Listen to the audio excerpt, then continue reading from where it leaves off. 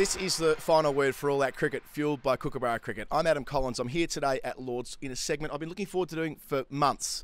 I've been talking to Fraser Stewart here, who's the MCC Laws Manager, about the changes in the laws of the game that came into play on October the 1st. In particular, the law about a man by the name of Mankad. Back in 1947, Fraser, there was an episode which has really gone on to illustrate how we've got one of the least understood laws in the game. That's about running at the non-striker. Yes, it's a law that we've changed, and it has Mankad's name attached to it. We at MCC don't refer to it by his name. We think he's perhaps a bit unfairly tarnished with it. But yes, we have tweaked the law slightly to try and make it a bit fairer for the fielding side. Right, let's unpack all this. So historically, it used to be, Fraser, that you needed to run out the non-striker if they'd left their crease before the bowler had planted their back foot. Now, that obviously gave the batsman a significant unfair advantage, didn't it?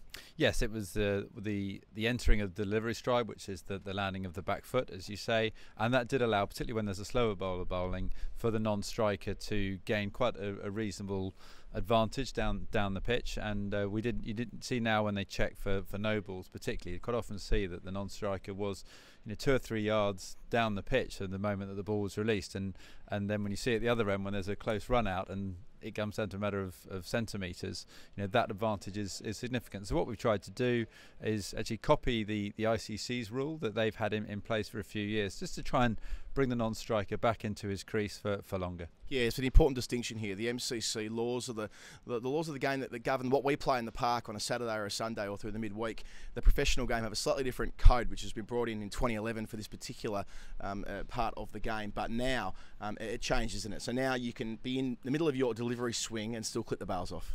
Yes, what we've said now is that the non-striker really must stay in his or her ground until the expected moment that the bowler will release the ball. So pretty much when the arm's up at the vertical. So what that will do is effectively make the non-striker know that he or she's got to stay within their ground until that moment when they would expect the ball to be released. Also some nuance as well with the way you've written the law. It used to be almost pejorative about the bowler, and now certainly the onus is back on the batsman. Yeah, just a subtle change in the title of the law. Previously it was the bowler attempting to run out the non-striker, and now we've changed it to the non-striker attempting to leave his ground early. So it's only a slight minor change, but it's perhaps just placing the onus more on the non-striker to realise that it's on him or her to stay in their ground until the bowler has released the ball. So a message to non-strikers: if you don't want to be out this way, and we don't really want people to be out this way, but we have to have a law in there, otherwise they can just go as far as they want. So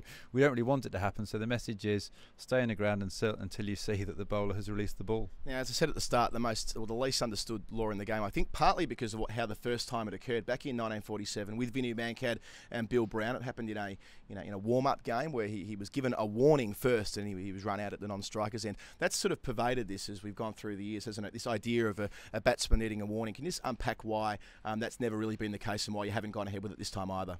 It's been a convention of the game rather than a law of the game. We haven't placed in the law that there needs to be a warning. We did discuss that and consider it, but it was felt that some sides might just almost give a warning on the first ball of an innings, and then it's fair game from then. So as I said, the law has to be quite black and white.